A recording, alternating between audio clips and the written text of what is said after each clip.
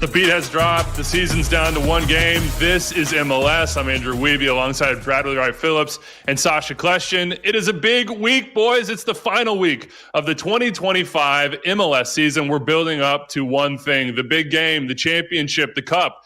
MLS Cup going down on Saturday in Fort Lauderdale at Chase Stadium. You can watch on Apple TV for free. I'll say that again, for free. FREE, 2:30 p.m., Apple TV on Saturday. Inter Miami, Lionel Messi, all the stars, all the hoopla against, dare I say, the darlings, at least for me, the nerd darlings of MLS this year, the Vancouver Whitecaps, led by Thomas Müller, but with so many other stars. We're here to talk about the game, get you ready. We got Brian White of the Caps coming up here in just a little bit.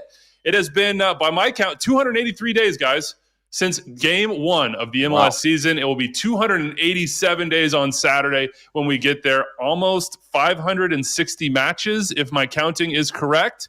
And yet, the exhaustion is going to have to wait a week. This is the biggest MLS Cup of all time. Prove me wrong, Sacha. Biggest MLS Cup ever. No, I think you're right. I think this is a fantastic MLS Cup. Obviously, Messi and all of his cast of friends in Miami, they're the biggest team that MLS has ever seen, ever since the David Beckham, Robbie Keane days of the LA Galaxy. And so they make it to the final. Vancouver Whitecaps, they are the darlings. They're tried and tested this season. They've made it to a final of every competition that they played in: CONCACAF Champions Cup, Canadian Championship, and now the MLS Cup. They've won one, they've lost one. They're going for a chance for 2 trophies. It's going to be amazing. And Thomas Müller has been a fantastic signing, and what a personality that he adds to this final. I'm not sure. I've only been here 12 years, Weeb, so I'm not. I don't know if it's the biggest one ever. It's like half the league, Brad. It's half the league. Well, it feels big. I do know it's the best team in MLS in Vancouver against the most dangerous team in MLS in Inter Miami. So it's going to be fireworks, superstars, young talent, ballers all over the pitch. It's going to be amazing. I can't wait for this match. Can you justify that for me quickly? Because I heard you say that earlier, that Vancouver are the best team, but Miami got more points. Miami have Lionel Messi. I can just imagine people on YouTube right now and get in the comment section and holler at us. Let me know if it's Bradley right or wrong. How are they the best team? What? How are they the best team about? when the game is in Miami, Brad? No, they're the best team consistently for me. I think they're a team that has strength in every position. They got depth, got the superstar, they got goal scorers. You playing a game against them, it's not just the ball on the ground. It's not just pretty passing. It's against the ball also. You don't want to play against them guys. They're pressing you. It's difficult. On their day, I think they're better than anyone. This is what I love about Major League Soccer, because at the beginning of the season, we all do our predictions, right? I predicted Miami would win the Supporter Shield and MLS Cup. So I got this half right. Vancouver, I think I had them in like 8th, 9th, or 10th in the West. Bradley, your favorite team. I don't think you had them. I don't think. Phelan, please put up the full screen, Phelan. We have all the predictions here ready to go. No, we don't, but they were terrible. I didn't put mine in, so you can't get me. I'll be honest. I bottled it a little bit with Vancouver. I did. I thought they'll finish higher, but I didn't really want to go into it. I couldn't prove it at the time.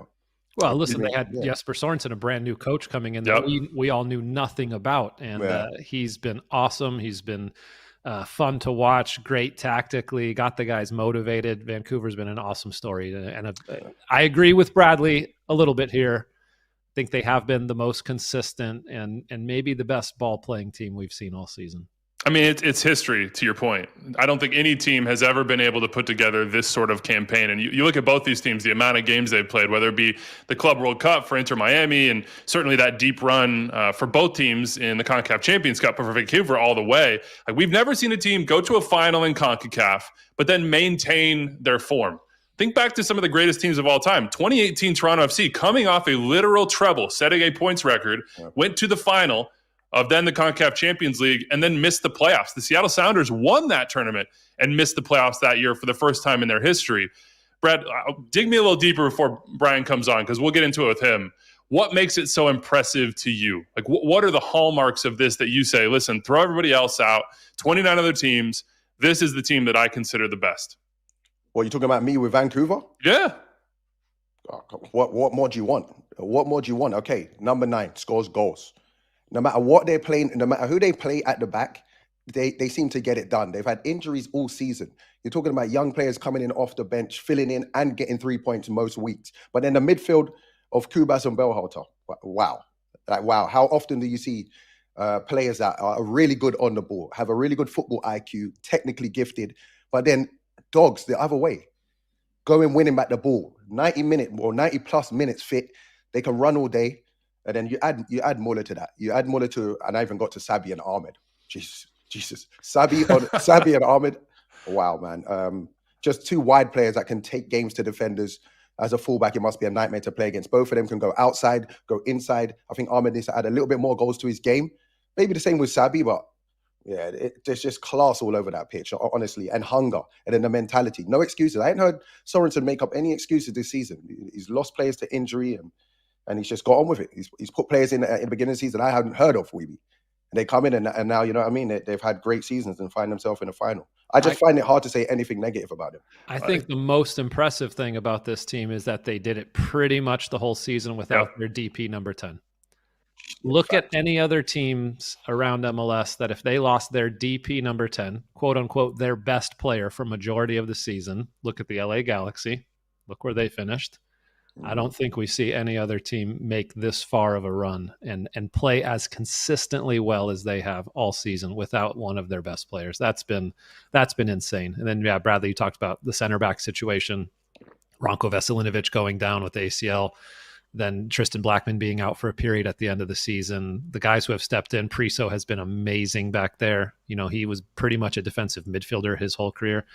Yeah, we could go on and on about Vancouver Whitecaps. Round of applause for them. Give it to me. Round of applause for the Vancouver Whitecaps. I made sure you guys get all the kind comments out of the way because we're bringing Brian White on right now. Brian, that was quite a preamble, man. Like, I knew you were there. I knew you were listening, so I just had these guys wax poetic. Are you used to it yet? The Vancouver Whitecaps getting this sort of treatment? Best team in Major League Soccer. No, yeah, definitely. It's definitely nice to hear. It's been a long year, and yeah, just really looking forward to the final.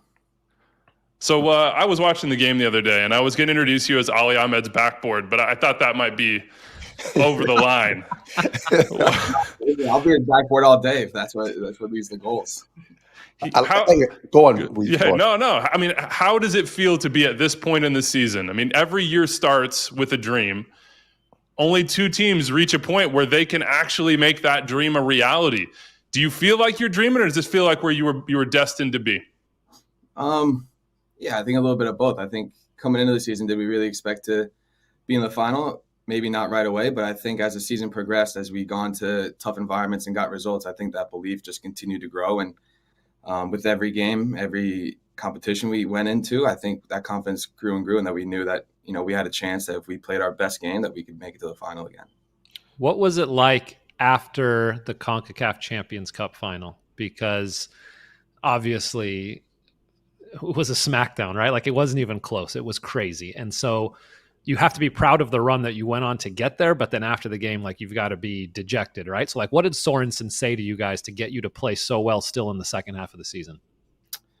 Yeah, I mean, that was obviously this a really tough night to go there and really get beat down like that as a group. And then right away, I think a lot of us left for national camps. So, you know, the team wasn't really together again for a while. But I remember sitting in the locker room, I think he said something along the lines of, like, we still have one more final to play.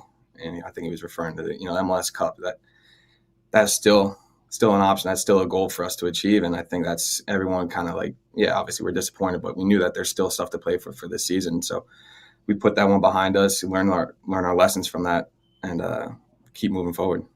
B, I want to talk to you about your game a little bit. You know, as a goal scorer, before games, you often go in and wonder, you know, am I going to get a chance today? Am I going to score? I was lucky enough. I remember playing with Sacha behind me, Lloyd Sam on the right, Mike Grella maybe on the left, and I would go into games knowing I'm going to get a chance. So then it was just down to me. It took a lot of weight off my shoulders. Now I think about you with Müller or Rango behind you, Sabi and Ahmed. Do you walk into games now just thinking, I'm going to get a chance? Yeah, for sure. I mean, you can see how dangerous, especially Sabi and Ali are on the wings and what they can do with the ball. And they just unbalanced guys. And then when you have players like Thomas and Galdi behind you that can find those passes and, you know, always looking for me in the box, you know you're going to get a chance. So for me, I always go into the games thinking, how can I be dangerous in my movement? How can I be alert and sharp and find those spots where I can, you know, if I get the ball, can I score here? So that's kind of the mentality. You know, you try to go into every game knowing you have such good teammates behind you that are going to give you chances. I have to ask one more thing. What are you guys feeding Andreas Kubas and Sebastian Bellharter? What do they eat or drink before a game? These guys don't stop. Are they like this? I kind of want to get on whatever they're eating and drinking because they're machines. I don't know. Those two, Steb and Kubas in that midfield are great. Honestly, they're just dogs. They're just all over the place, tackling, yelling, getting the team going. I mean, they're unbelievable together. Yeah. Brian, I remember a World Cup qualifier, Argentina-Paraguay. And Paraguay won this game. It was in this cycle. But Kubas and Messi spent that entire game jawing at each other. And we have seen in these playoffs that you do not want to push Lionel Messi. You do not want to piss him off. Because if you do that, he goes into a different world. He starts talking trash. He starts dishing assists, scoring goals. Is there any moment at this point, lead up to the game, before the game, where somebody goes to Andres and just says, let's keep it chill. Maybe we don't talk to Lionel Messi too much early. I'm never going to tell Kubas how to do his job. He seems he's got it figured out. So yeah, no, whatever he needs to do, he's going to do, and he's going to help this team for sure. All right, if you guys are to win this game, who is the X factor for the Vancouver Whitecaps? I've got mine. I'll tell you maybe after, but I want to hear who you think could be the X factor in this game. I think as a group defensive, I think that's going to be our X factor because we've seen how dangerous Miami can be this playoff, this run that they're on, all the goals they've scored. So I think how disciplined and switched on we can be for the full 90 to 120 minutes is going to be huge for us. All right. What do you make of Priso? Because he literally traded numbers with Müller to get the number 6 because he's a holding midfielder. And then he becomes a center back, has like 6 different partners, and is just nails back there. It's one of the most incredible transitions in a critical moment I've ever seen in soccer, let alone Major League Soccer. Yeah, he's been unreal moving a center back, and I keep joking him because he's very stoic. He's very calm in the locker room and around the team, and then you see him on the field, he's jumping up, yelling. I'm like, yep, he gets me going when he gets fired up like that. I think, he's just been so good when he moved to center back. He was good in the midfield too, especially in training. Like you could see the quality that he has, but when he got his chance to go into center back, he really came into his own, and I think the team and there's so much confidence in him back there. Is there a message from Jesper about, maybe not making excuses? All season, you guys have had to deal with some adversity, and we're talking about Priso having to play centre back. You're talking about your main guys like captains being out injured, Ryan Gold not being able to play the whole season. What is the mindset before the season or before games? When you have players that go down?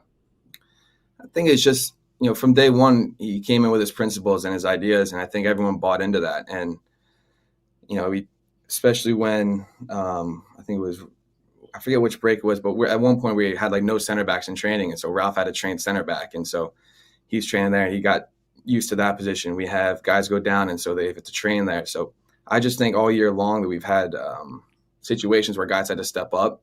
I think the coaching staff has put the confidence and the belief into each and every player for whenever they have to play or whenever they have to play that they're going to do the job. And I think we just have such a good group where guys believe in each other and support each other whenever they have to play. Have you guys been talking this week about how you already beat Miami twice this season? Do you guys mention that to each other and be like, dude, we got this? They're like, light work. No, I don't think anyone thinks just because we beat Miami twice that the third time is going to be easy. We played them right after the last time we beat them twice. I think we would have been just as nervous, on edge, excited, whatever word you want to use, because on their day, anything can happen. So yeah, it's going to be a tough test, and nothing. Those 2 games mean nothing at this point. How do you collectively think about just defending Messi? Because the level that he's reached in these playoffs, obviously we know he has it, but it's just been sort of super Saiyan for him to lead his team to Cup. Yeah, like I said before, I think it's going to be a whole team effort. It's not going to be one guy that stops Messi. It's going to be all 11 guys doing everything they can. Guys coming off the bench. It's going to be a full team effort for, like I said, the 90 to 120 minutes. So we're going to get locked in on whatever the principles and the tactics Jesper wants to implement this week, and hopefully we can execute on the weekend. Hey, Brian, quickly, the first game back, you played 60 minutes. Was that part of the plan, just to get an hour and then get out and then get off the field? Yeah, I think that was the plan from the staff. I felt pretty good. I honestly felt like I could have gone longer, but that's the decision that was made. So. Well, it was smart though, right? Because now I think you got 90 under your belt, 2 goals. You must be feeling like you're in a good place. Yeah, it feels good. Go from 60 to 90, get a couple goals, and feel like you're in a good place going into the final for sure. He wanted a hat trick, Brad. He tried to steal that one from Ryan Gauld in like the 80th minute. You got to mind your business sometimes, B. Get out of the way, man. He's quick on that one. I was like, go on. I was like, my bad. I got in your way. You don't become the top goal scorer in club history by giving away. You got to go get the ones you got. By the way, I was on the sideline for that LAFC game.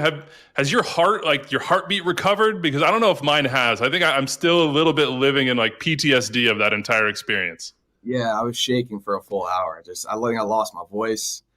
No, never experienced anything like that. How cool was that atmosphere though? That had to be one of the best you've ever played in. I was watching on TV and it looked amazing. Yeah, it was electric.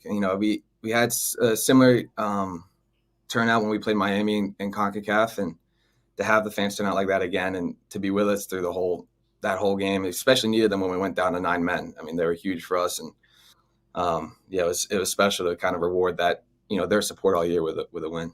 Are you feeling that buzz around the city? Like when you're going out to maybe go grocery store, are you seeing fans, and are they just talking about you guys? I can answer this one. My cousin lives in Vancouver, and he told me they are buzzing on the Whitecaps right now. Must be amazing. Yeah, it's definitely changed. From when I first got here to now, there's been a lot more support. I think we get you get noticed a little bit more around the city at the coffee shop. So it's been fun to see that connection with the city grow even more. Nice. It's fun to feel like Bradley Wright-Phillips for a little while, right? People give you free coffee and stuff wherever you go. That's the dream. Stop it. Go on, Wiebe. Can you take me back, Brian? Were you at Ryan Gauld's wedding last year in Scotland? Yeah. I was. So I heard a story that you guys are all at the wedding, and that's when you found out that the Vancouver Whitecaps were potentially up for sale. And there was a feeling in that moment of like, let's go do it for us. Can you take me back to that wedding, that moment, and just this group of guys? Because we talk about this year in Jesper, but I think about this group of all of you that have done this for years and have made these steps together, and like what it means to this squad to do it as a group.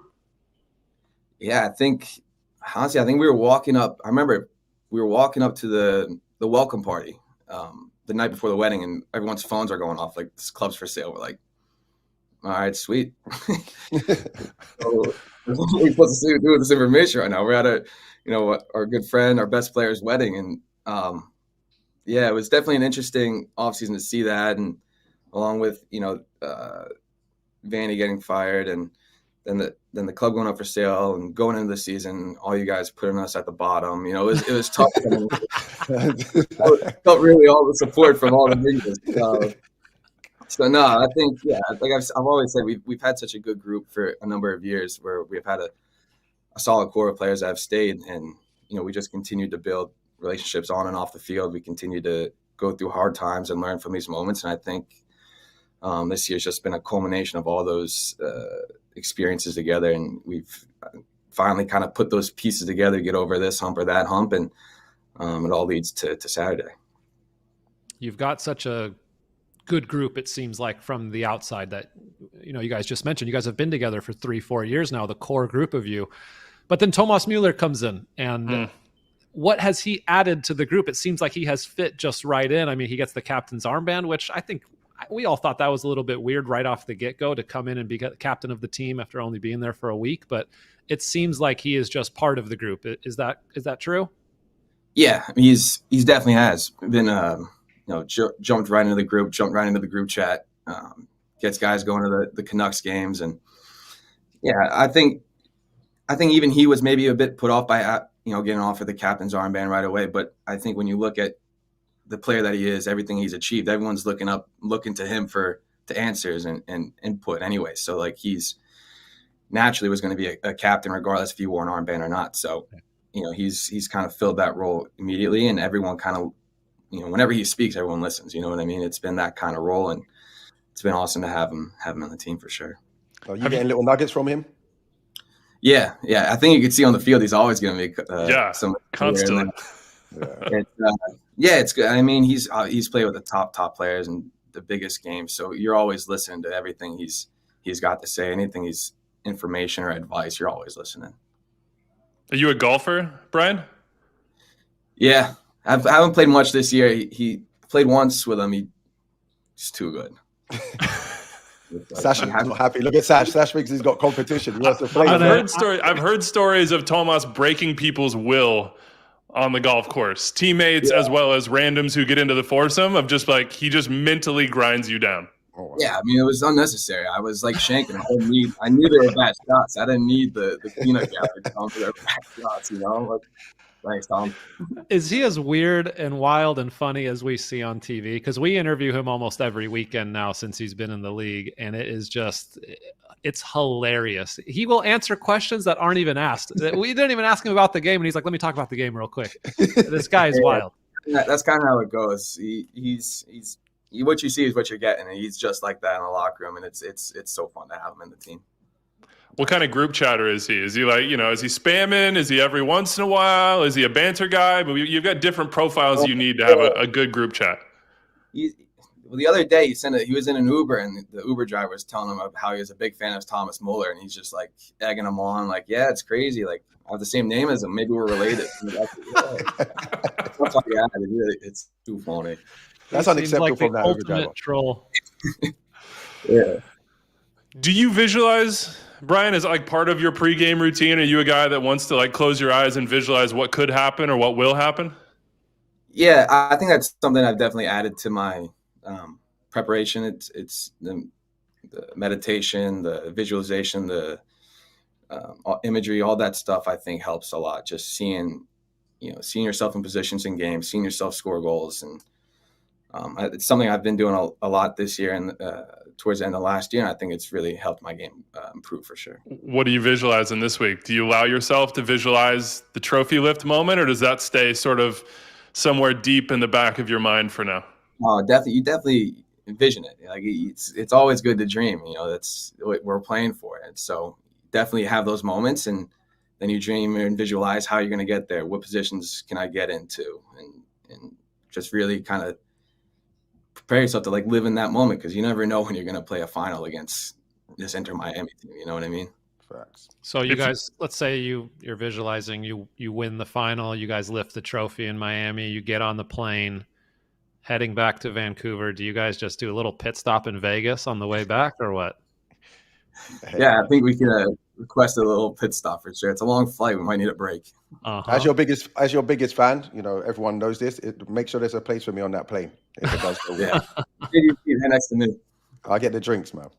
What happens in the old Red Bulls group chat when you get a ring and they don't have any? Oh man, I'll share Brian's, man. Yeah, Brian gets one. I'm happy. From him, I owe a little bit. All right, Brian, we appreciate you, man. Thank you for stopping by. It's been a pleasure just to watch you guys, just to see this journey. And now you have 90, maybe 120 minutes to get it done. Good luck. Thank you for everything. And, next time, don't shank. That way Tomas doesn't have something to say to you. See you in Miami, man. Good luck.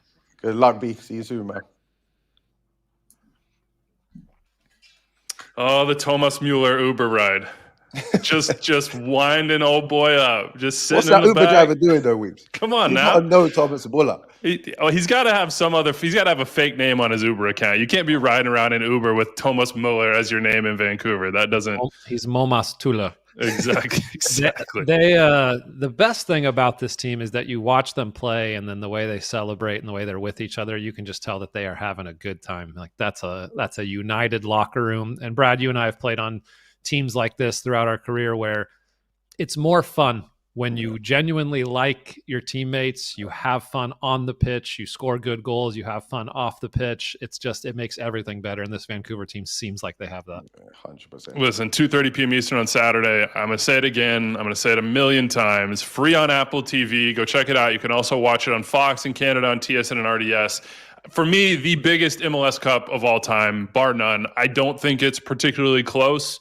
You could argue maybe, to your point, Sacha, about those, the Keane, Landon, Beckham, triumvirate teams going for their second title, or perhaps even the first title that Beckham won, maybe even the RSL game that they lost. But for me, Lionel Messi, Thomas Müller, two of the best teams in the league, if not the two best. It doesn't get better than this. So Saturday, 2:30 p.m. Eastern time, these guys, along with Kev Egan, Kalen Kyle, and others, including Dax McCarty, will have your pregame on Countdown. It starts about an hour before, so tune in on Apple TV for that one. I mean, how are you guys going to be feeling when you're standing on that field? Like, what is the feeling you're going to get? What are the thoughts that are going to be running through your head as you prepare to watch this dream, as I would put it? I think whenever we've been at Cup, I always get nervous for both teams. You know, like being an ex-player, you know what's gone into the season, you know what it's like in a locker room, and because they've both done so well, I find myself just not wanting anyone to leave with that horrible feeling of not leaving with the trophy. I honestly get a little bit nervous for the teams. Yeah, I always get a little bit emotional too for both teams as well, because I know what it takes to get to that part of the season and how much effort is put in, and then to win or to lose that game is equally emotional, right? And then also there's always this little bit of jealousy in me too, of like, I wish I was still playing. I wish I could play in a game with some crazy importance on the line and in front of all these fans. And then in the end, I'm also like, as I look back on this season and every season, I'm so thankful for just like all the games we got to watch, all the great goals, all the storylines, all the drama, all the effort that was put in by so many players. And then to get to this point, the reward for those two teams is just awesome. And I hope that we cap it off with an awesome celebration. I thought last year's MLS Cup was a great game, and I think this one could be even better. Sash, you just said something, and it just made me think about, the opportunity the Vancouver Whitecaps have got, and just some of the young players on both sides, actually. There's some of the young players in Major League Soccer playing in this game. Imagine being able to play in Busquets, Jordi Alba's last ever game in a final. What an experience that is, win or lose. That's an unbelievable story to tell your family, your kids, grandchildren. Wow. But Brad, it's an unbelievable amount of pressure as well. When I think about this Miami team, this project, this is the promised land, but this is also the promised land that they were supposed to be at last year. This was the sort of promised land of final that they were supposed to be at in the CONCACAF Champions Cup and got knocked back 5-1 on aggregate by this Vancouver Whitecaps team. How much pressure is Inter Miami under? Because this is not just like the celebration. This is almost the bare expectation of you sign Lionel Messi, you win trophies. And this is the trophy in Major League Soccer and clearly the target for Lionel Messi. When you hear him talk about the playoffs, about where he's going, this man knows all the details. He knows the format, he knows the matchups, he knows what happens, and he has single-handedly, in large part, willed them to this point. They have to win this game. If Miami don't win this game at home, that is going to be it's a disaster, I think. Yeah, I agree with you. You just have to go back to the New York game, and you see all of their players just in the faces of Maxi Morales. They're angry, they're wound up, they're playing with that pressure on their shoulders. You can see in games how they're getting frustrated if it's not going their way. They have to win, like you said. The pressure's always been on them. If they don't win the cup, the season's been a failure. I know, Sash, you might think a little different, but this season with the money they put into this roster, they haven't won any silverware this season. This is their last chance. For me, that's huge pressure. Yeah, for this game specifically, take all the pressure in the world you can have. It's all on Inter Miami, and pile a little bit more on top because that's how much pressure they have. Vancouver has no pressure in this game. They are not expected to win this game. They are going on the road. And Brad, going back to when you and I played too, when we played at home in the playoffs, I felt a little extra pressure because we were meant to win. We were the higher seed. That was where we defended our home ground, and we were always so good at home. And Miami has been very good at home. They've scored 3 goals or more in 9 straight home games, that's insane. So their confidence level should be super high, knowing that they're going to score a couple of goals. Vancouver, whoever wins this game, I think has to score 3 goals. You think? I don't think we see low scoring. I think we see multiple goals, and they've got to get 3. The other thing I think about is, Brad, you mentioned that they played with pressure against New York City. They looked anxious, fighting with their players, and they still won 5-1. Yeah, they weren't even that good in that game, which sounds crazy. They didn't even play that well, and they won 5-1. Which is why I call them the most dangerous team, Sash. Yeah. Because it doesn't matter what it looks like. All of a sudden, Allende's got a hat-trick. So go over here coming off the bench, goal. It's just dangerous players everywhere. Which is the way it goes in finals, Brad. Like, do you remember last year in MLS Cup how Marky Delgado was like man-marking Emil Forsberg, and then the Galaxy took long throw-ins every time they had a chance? Do you remember that? No, I just made that all up because nobody remembers that stuff. All they remember are the goals. And I was like, yeah. all they remember is who makes the difference in the final third. I was looking out for my boy. I was thinking, don't leave him hanging here. He guided us both right down that path. I was like, wait a minute. Galaxy were not long throws. Wait, hold on. I was thinking, that was great, by the way, Sash. But I was thinking, either way, I'm not leaving my boy hanging. I don't want to leave. You had my back, bro. Listen, like it or not, the way people will think about this final leading up to it is Messi v. Müller. Because we've seen it before in the biggest games in the sport, because they are the biggest stars in this match, because they've gone head-to-head, and Thomas has gotten the better of it. Now Müller said to Apple TV, to our own Jillian Sackvitz, hey, throw that out. This is Vancouver v. Inter Miami. But when you think about these two stars going head-to-head, Sash, who do you think is more likely to emerge on the other side as the hero, as the one who delivers their team to the promised land and makes the plays in the biggest moments that ultimately deliver the Philip F. Anschutz Trophy? To me, it's Messi, and it's not even a question. I think that he has the bigger influence on the game. I think that he has shown consistently, not only through his entire career, but in this season in particular, that he has just been on a different level than everybody else. And he had a very quiet game in the conference final against New York City. He got a couple of assists, but I think he makes the difference in this game by the way that Miami's playing right now, the way he can drop underneath in those center backs. He's going to be under a lot of pressure for sure, but we've seen him under pressure and we've seen him deliver. Yeah, in terms of during the game, Messi's gonna shine brighter, right? Anyone he's up against, he's gonna have more influence on the game. But in terms of who's gonna have the bigger impact, it's different for me, because if Vancouver end up winning, that's gonna be through the leadership and the organization and the football IQ of Müller. So it's one of those questions that only after can you see. But if we're just talking about pure football, how it influences Messi. I agree with you. The moments I think about, because I've been lucky enough to cover this Vancouver team for basically all their biggest matches down the stretch here, from decision day through everything but the Western Conference Final, are those moments that we've seen in the past that Miami have generally fixed over the last 2 months or so, where they get a little bit sloppy, they get numbers forward, and they turn the ball over in the middle of the field. And in those moments, we've seen them be vulnerable when you've got their center backs running backward, when all of a sudden it's an even number or a disadvantage for them in terms of the counterattack. Those are the moments that Thomas Müller helps create. When you watch Thomas Müller on the sideline play, Brian White is completely accurate and maybe even underplaying the amount that this dude talks and directs. It is every single moment of the game, particularly against the ball.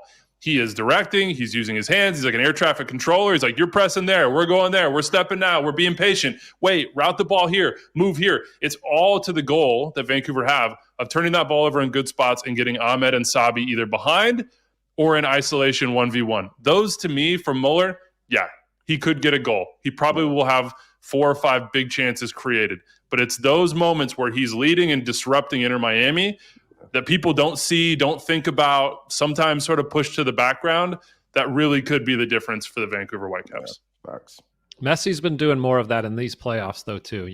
He's been organizing the press a little bit more, actually stepping out in that number 9 spot and trying to press a little bit. And then, the best example of it is when he kind of drops underneath and the negative press that he has on Evander and pokes the ball away from him, and then it pops right back to him and he gets the assist. So, yeah, listen, their influence ultimately will be defined by goals or assists in the final. But yeah, they're both going to have a heavy influence on the way that the game is played. I'm trying to think back to that question that I asked Brian White about who's the X factor, and he said it's got to be our back line just defending well for 90 or 120 minutes. I was thinking it's either got to be Takaoka having a really good game, or Ryan Gauld off the bench. I really see Ryan Gauld coming off the bench and being a difference maker in the final 20, 30 minutes or overtime if we get to that point. He impressed you in the last one, didn't he? What's that? He looked so good against San Diego. Yeah, he really did. I mean, granted, they eventually went up a man and, they were controlling that game, but the way he operates in space, the way he recognizes, but then also puts himself into really good goal scoring positions also, he could be a difference maker in a tight game. I'm with you with Takaoka. Sorry, Weez, what I was going to say, who's your Vancouver unsung hero, Brad? Yeah, I would say Takaoka. If we're talking unsung hero and then X factor in this game is him. I've paid close attention to Vancouver over the last few weeks. We know what they want to do. They want to try and play out of the back. If that's not on, Takayuka has an amazing and easy way, almost think of David Raya for Arsenal, of just evading the high press. He can clip a ball to a fullback, and all of a sudden Ahmed's out or Sabi's out, or he just clips it into Müller and they're on the attack. I think he's been very underrated. His ability with the ball, he's brilliant, and helps them a lot in that way. But this game's going to be a little different. They're going to need that, and he's also going to have to make some saves. We see him make a big save in the last game, but he's going to need to be on call for this game. I'm looking at that left side of the Vancouver back line. I think there is a little bit of a question mark as to how Jesper Sorensen is going to play it. To me, I would go Laborda over Tate Johnson. I just think Laborda's experience, he just seems to come up big in big moments. And you play Laborda on the left, and then it's Priso and it's Blackman coming back to the lineup after suspension. But you think about where Messi likes to operate. He likes to come inside on that left foot. Like, that is such a difficult job. And Ralph Priso, in what is basically like his 8th game as a center back professionally, I don't even know if that's the right number. It's something under 10. He just started doing this in mid-September. I just think about that job for him as like a culmination of this project and the way the Vancouver Whitecaps have done this, which is it's always next man up. And that next man almost never falls on their face. This entire season, they've had to chop and change and basically throw their lineup in a blender. And anytime you think like, okay, well, this is set, they've got it, they know they're 11, it's changed. Ralph Priso, I think, has to have another really, really strong game, both against the ball, more so reading the play than just making like duels and 50-50s. And then he has been so good in sort of opening up his body, getting the ball early to the left side and getting Ali Ahmed into good positions to be isolated. Like, I'm watching Ralph Priso, and I think that's one of the best stories under the radar of this entire final. A guy that, as I said to Brian, he took the number 6 after Thomas Müller arrived, and now he's a center back playing in a cup final. It's incredible. Wiebe, I like that little question. Is it Tate Johnson or is it Laborda? It depends what you want, right? I think if you're trying to play out the back and possess the ball more, I think Tate Johnson's a little better at receiving the ball and then playing into the midfielders. But then if you're thinking you're playing against Inter Miami, away from home, Laborda, set pieces, the service that Bellharter puts in, Laborda would be very important. So he's got a big decision to make there. I'm not sure which way it will go, but I'm interested to see that. Laborda's come up with some big goals this season, right? Off of some set pieces, right? So I think that probably gives him the edge as well. Tate Johnson played great in the last game. He's been amazing. He was great in the build-up. He was great in the duel. He was good at dribbling out of pressure. He's done very well for himself. His nickname, by the way, is Tater Tot within that group. He's a little mini Dax McCarty. Yeah, and I told him the last time when I saw him and he told me what it was, I was like, your head is kind of, there's a little tater top shape to you. Like, I hate to say it, but your haircut with the buzz, it's a little flat on top. You might be inviting that. We got some comments about Andres Kubas, and obviously we joked around with Brian about his history with Messi, but he has a very successful history with Messi, guys. Like, Paraguay beat them under a huge performance from him. Obviously, the 5-1 in CONCACAF Champions Cup. What is Kubas's job in this game? Like, what do you need from him to neutralize that part of the field against Miami? I think it's the same that he does in every game. The effort that he puts in, the speed with which he closes down. I think more often than not, he should be a little bit more focused on where Messi is than to be stepping out maybe to pressure Busquets. I think that's where, that might be taking away from him a little bit, but I just think his 1v1 duels, the way that he steps out and presses and puts the game on his terms. I don't think we need to see him winning the ball and starting the counterattack and finishing off the play like he did against San Diego. Probably needs to be a little bit more safer in this game, but he's got to just do what he's been doing because his instincts to win the ball back are second to none. Yeah, that counter press is unbelievable. And what it does for Vancouver, it just helps them dominate and suffocate a team. Like, how many times do you see them attack, maybe cross, it gets cleared, he's winning the ball back again. So now they're still attacking. They might lose it 2 or 3 times in one play, and he goes and wins it back all the time. And it just helps them dominate and suffocate a side, which wears them down. They eventually get chances. I'd say it's, but he has to take care of Messi.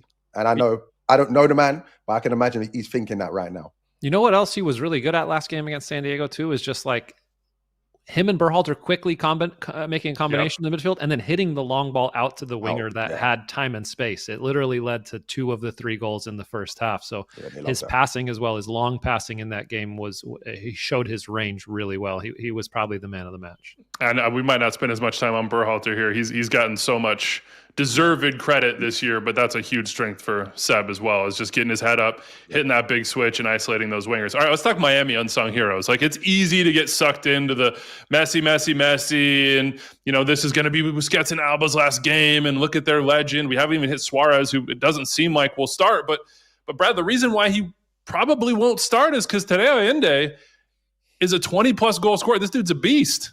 Like, very quietly, he was just putting in deposits. You know what I mean? He's like Scrooge McDuck right now, swimming in coins.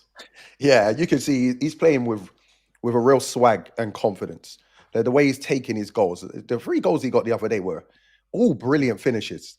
And he's all-round play. It's just that me and Sash, we spoke about this on the show, and it's just that one of his biggest strengths is knowing what his strength is. He doesn't get on a team with Messi and think, oh, yeah, I'm going to start doing all this tiki-taka and start trying to show off. He gets on the pitch. When Messi drops in or somebody's got the ball with their head up, he's running in behind. And the timing of his runs have been second to none. That little run in between the fullback and inside the centre-back has been very hard to deal with. And he got 2 goals, I think, like that in the last game. He's been brilliant. Let's be honest, though, Silvetti is the one that's keeping Suarez on the bench, and the way that he has played since he came back from the U20 World Cup, right? So he signed with Miami, played maybe, 1 or 2 games before he went off to the U20 World Cup. Messi let him take a penalty in 1 game. I was thinking, what's going on here? What is happening? He's trying to get this kid some confidence, something. Scores a couple of goals at the U20 World Cup as Argentina gets to the final. Then he comes back, and it just looks like he's full of confidence. And the way he has played in these playoffs has been, he's playing at a very good level. He's showing up in the box. He's doing a bunch of dirty work off the ball. He's making good runs. He's had some really good finishes. I think he's the unsung hero for Miami right now. If we're talking unsung heroes, though, and a player that is going to need to be an X factor, I think Sergio Busquets. And I know it's weird to say that because he's such a legend and who he is, but we don't often talk about him as much as we talk about Messi and Suarez. I think Busquets in this game, I want you guys to just think about the last game in San Diego. It's a very similar test. You know, it's going to be a very similar test for Vancouver playing against the San Diego side. And when you think of Sveskov, what they did with him, they put him in a game that was way too quick. San Diego couldn't now find the game and launch those famous attacks we've become to know of them. I think Busquets has a similar role. I think the man's experienced enough. I hope he knows who he's playing against and how efficient he has to be on getting the ball on the half turn and playing and finding Messi in those pockets. Because if Busquets don't go in this game, I promise you it could look bad for Inter Miami. Let me ask you a question around that, because so much of what has made Sergio look his best in MLS, other than his incredible quality and experience, we know all about that, is also just having the right partner around him to do the things that he can't or doesn't want to do anymore. Baltasar Rodriguez got the start in the Eastern Conference Final. Yannick Bright has been a very good partner, Sasha, for Sergio Busquets over the last couple of years. Would you change it up if you are Javier Mascherano, who has been pushing all the right buttons with this team down the stretch? Would you go Bright in the starting lineup, or would you stick with Rodriguez? I wouldn't change the lineup because it's been working. And I think Rodriguez, I don't think he was great in the Eastern Conference Final, but I think in the games before that, he has shown his quality in that he understands that kind of left inside midfield role, right? And so Rodrigo de Paul kind of operates right inside, and now Baltazar is a little bit left inside. You have to really cover from inside to out. Sometimes you're pressing a fullback. Sometimes you're dropping in and trying to play a little bit closer to Busquets. I think he's understood his role. And then he's clever on the ball. He doesn't overcomplicate things. He doesn't try to make the game too much. I like what he's done. Listen, I could see Yannick Bright in there because he adds more bite. He adds more physicality. He's also got quality. He hasn't played as much, but I would be surprised to see a change in the midfield. I will be surprised, Wiebe, but I think they should. I like Yannick Bright in there. Considering who they're playing against, Belharter and Cubas, you need your own set of dogs to go and compete with them, because if you're not matching their intensity, they can run all over you. I know, but what Sacha said is right, though. It's hard to change a team now just in the final. But if Mascherano's really thinking about this and what you need to beat a Vancouver Whitecaps side, I think Yannick Bright has to be in there. We've seen Messi obviously do Messi things, and that helps. But I think Javier Mascherano's job as a manager over the course of this year is maybe going a little bit underrated. Like last 2 months, Sash, what have you seen from him? What is it about the job that he's doing or the things that he's not doing that have put Miami in a position to where they're hosting the final at home, they've been running teams over, and probably most importantly, they're not the leaky defense that we warned about for basically the past 2 years. Yeah, I think there are 3 things that he's done, big things that he's had to make decisions on, and I think he's got them all right. So first is the Suarez thing, right? This was only recent. This was only 3 weeks ago. Suarez suspended. Silvetti goes into the team from the start. The team plays dominant, and when Suarez is back, he keeps him on the bench, which I think has been the right decision. The second one is the decision to choose Rios Novo over Ustari, and that one has been rewarded as well because Rios Novo has played well. He's better with his feet, and he's come up with the big save a couple of times when they've needed it. The last one is choosing tactics, which is now playing in like a 4-3-3 with Messi as a false 9, and settling on a back 4 that I think is his best. I think Frey should start this game over Wygant, and then he has settled on Allen and Falcone as the best center back pairing, which for most of the season, I think all of us in the studio agreed was their best center back pairing. And he's gotten Jordi Alba to stay at home a little bit more than he did in the middle parts of the season when he was just running like a madman up and down the field. So tactically, he's been more disciplined. Mascherano's gotten all of those things right. I know it's not easy to manage a team with Messi and try to get him to play defense and all that stuff, but I think he's been fantastic over the last 2 months. Jesper Sorensen from the jump has been incredible to get his team to understand his vision and to implement it. I mean, immediately, truly, truly incredible stuff. The biggest game of the year, MLS Cup, Saturday afternoon, 2:30 p.m. Eastern time, Apple TV. You can watch it for free. I'll say it again. You can watch it for free on Apple TV. MLS Cup, Messi, Müller, Inter Miami, Vancouver, Whitecaps. Pre-game show, MLS Countdown starts about an hour before, also on Apple TV. You can also watch this on Fox and TSN and RDS in Canada. I got to get your predictions, guys, before we move on to some other things like Wilfred Nancy's future and San Diego's path to getting one game further in their second season. Brad, what do you got, man? Prediction time. Who's winning this thing? What's the score? Why'd you want to do this, man? You're on the left side, left to right. That's just the way I do things. I'm going the Vancouver Whitecaps. Away win, upset. Brian White. You want goal scorers? Yeah, give me. I'll take anything, man. I'm not choosy here. I'll give you 2 for. I know Brian White will get on the score sheet, and I'd say Sabi too. Yeah, I just think they'll have too much for them. Honestly, I think they'll run all over them. So they win 2-1. You're saying? I don't know the score. Okay. Okay. He's not. His mind's eye is not delivering quite that. He's Brian White, Sabi, just kind of like it's murky, but he's there. Exactly. All right. Brian White and Sabi score. That's 2 goals for Vancouver. Messi scores twice. Silvetti scores once. Miami wins 3-2. They go 10 straight games at home while scoring 3 or more goals. Messi, MVP, lifts the trophy. Bradley's going to be wearing his Jesper Sorensen turtleneck. He's going to be sad. It's going to be a good day. I might actually do a turtleneck. Are you going to go turtleneck, Brad? I mean, it's supposed to be 85 degrees at kick. So you better get that Lloyd Sam model that's like the mesh version. Like, I think you're going to need something a little breathable if you can go turtleneck. I don't want to scare the kids, man. That's true. Boy, what an occasion it will be. I'll throw a prediction out there. My heart says the Vancouver Whitecaps with you, Brad. I love watching this team. I love the story. I just think everything that they've accomplished and the journey they've been on to get here, from all the failures against LAFC, all the years where they were supposed to do even just a little bit of something and then couldn't get it done, and then sort of the collective growth and leap that they've made this year. It's so special. It's one of those things that as an MLS fan for the last 20, 25 years, like it makes my heart sing. I want them to win. I love the club, everybody around it. I just think Inter Miami at home, Lionel Messi in a legacy game for him, and it is maybe not at the same level as his first UEFA Champions League or the World Cup final, but hey, I came to Major League Soccer to do one thing, and that is to win the biggest games and win MLS Cup and deliver my club, Inter Miami, and not just mine in terms of a player, in terms of a future owner, into their next era as champions. I don't think Messi will be denied. I just don't think there's any way. I think this is one of those games where biggest moments, biggest player, he turns it on, he makes a difference, Miami win. But we will find out. We will see. We will find out. The biggest MLS Cup of all time. I feel very confident saying it. Saturday afternoon, 2:30 p.m. Eastern time, free on Apple TV. You can watch on Fox, TSN, and RDS. In Canada, much more to come. MLSsoccer.com, the MLS YouTube page on MLS Cup. Stay locked in. We'll see you on Saturday. Let's hit some other topics before we get out of here. Some big ones in MLS. Wilfred Nancy, the reports are out. Brianna at the Columbus Dispatch is saying it's done. We haven't seen anything official that Wilfred Nancy is on his way to Celtic. We knew this day would come someday, Sash. Wilfred's just too successful, too talented, and has been too clear about his long-term goals, which is one day to coach where he is from back in Europe. Is this the right move for him, in your opinion? And what do the Crew do? Because this is a massive loss.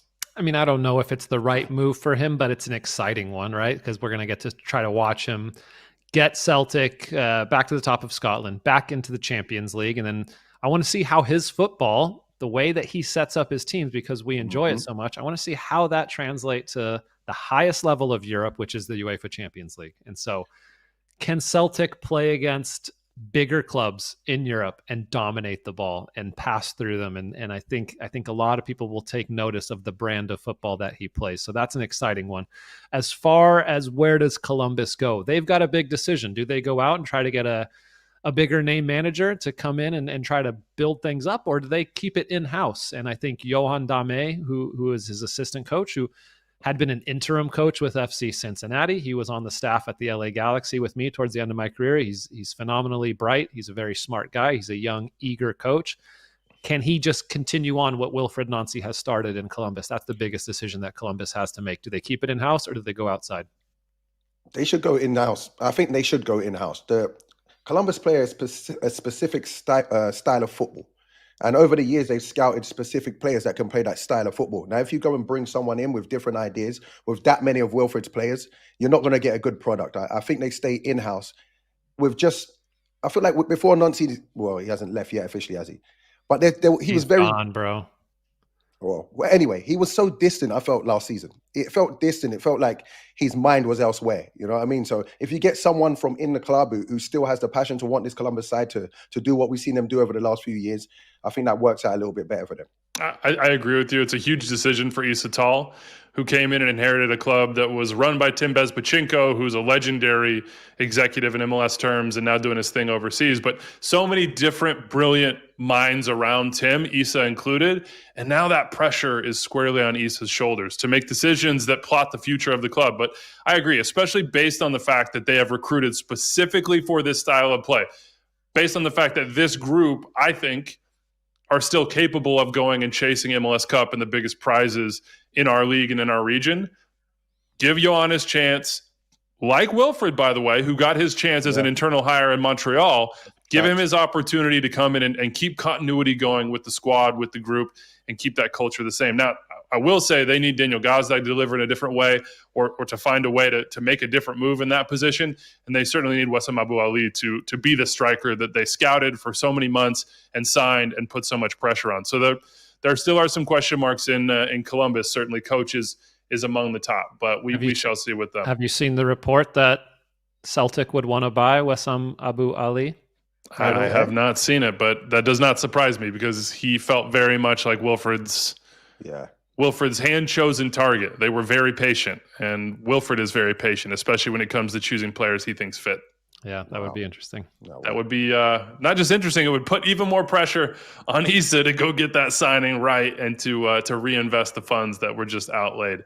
Big one for the Crew, some other open positions around Major League Soccer. There was news today in Kansas City. Kerry Zavagnin will not be returning. Big news, by the way, in the front office for New York City. Todd Dunavant will take over as the chief soccer officer, replacing David Lee, who moved to Kansas City, and some other openings as well around the league to keep an eye on. St. Louis included among those. We will see as the offseason rolls on. But before we get out of here, we do got to give one team their due. We focus so much on the finalists for MLS Cup, and for good reason. But San Diego FC have had one of the best seasons in the history of the league as an expansion team. They came up just short. What now? What now, Sash? If you were this club and you were Tyler Heaps and you were Mikey Veras, where would you go? How would you try to take the next step? DP number 9. DP number 9 right away. Add one more high-quality attacker to play alongside. If Chucky Lozano stays, I feel like there's some... He says he wants to. Yeah, he came out this week. He says it. I mean, I would want to also if I was making like $8 million a year living in San Diego. But obviously the end of the season didn't go the way that they thought. So, DP number 9 or Mohamed Salah, like use the Egypt connection. And we said this earlier. Yeah, he's not been the same at Liverpool, but whatever it is, one more high level attacker. I think the midfield is strong. I think they have some gems along the back line. I know Pilcher had a really tough game in the conference final, but he's shown that he grew a lot over his rookie season. Bambino was good. McVay had a great season. Dua looks like a future MLS Defender of the Year. At a high-level attacker, and I think this team is right back where they are. I can't argue with the attacking side. Go on. But no, I want to hear from you what that number 9 looks like in your mind's eye. If you were San Diego and you were Tyler Heaps and you were going out into the marketplace and you are scouting and defining a profile, because you know they got one for that position, what does that profile look like? I think his face looks a little like Milan Iloski.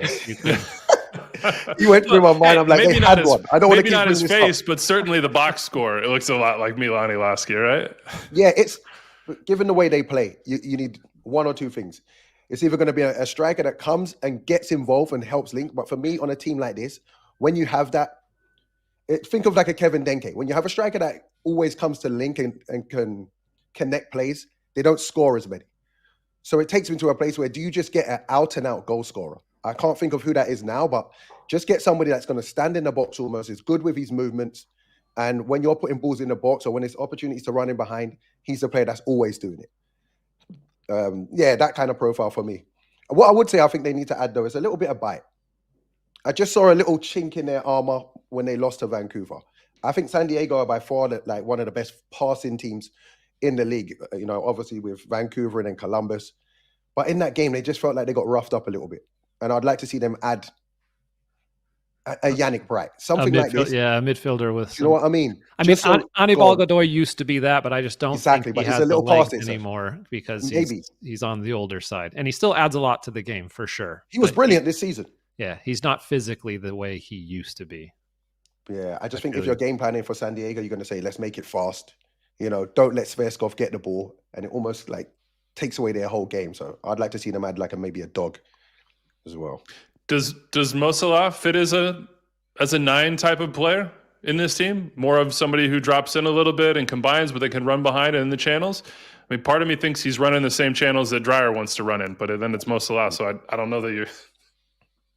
I think I think he has the quality that you could play him as the false 9, kind of a free role to let him move throughout the game, because the most important thing is that he'll find the ball in the final third with how well they progress the ball up the field, and he's just a player who in the final third is next I like level. it. He's elite. I like it.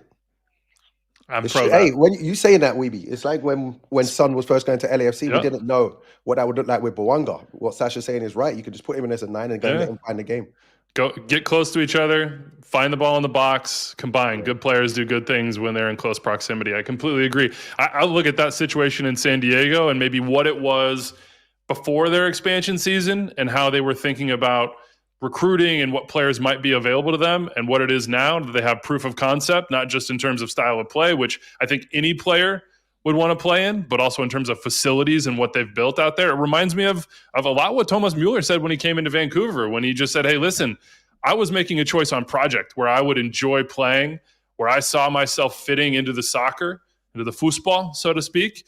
I want that. And I think any player who's going into San Diego is going to be thinking the same thing. I mean, on a lesser level, I talked to Amal Pellegrino, felt like his soul was dying in San Jose this year, the way he was talking to me. Like he did not love the game anymore. He was like, get me back to Europe ASAP. He got into San Diego and he said, okay, actually, let's sign an extension. Can we get this thing done? I would like to stay here for as long as humanly possible.